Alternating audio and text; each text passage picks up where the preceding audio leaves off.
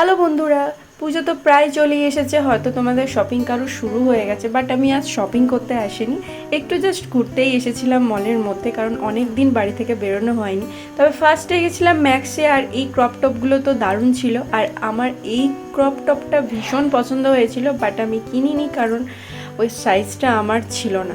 আর yellow কালারের টপটা তো দারুণ কিউট লাগছিল।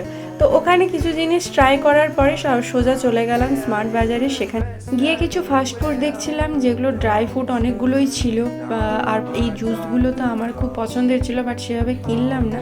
আর সেখান থেকে সোজা চলে গেলাম ওই স্মার্ট বাজারেরই হচ্ছে যে মলটা নতুন হয়েছে ওখানটায়। তবে কালেকশানগুলো মোটামুটি ছিল, বাট আমি কিছু কিনিনি কারণ সামনে পুজো আসছে, আর কয়েকটা দিন যাক তারপরেই জিনিসগুলো কিনবো।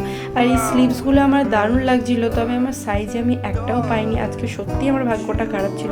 তো যাই হোক, আজকের মিনি ব্লগটি এটুকুই। টাটা, ভালো থেকো।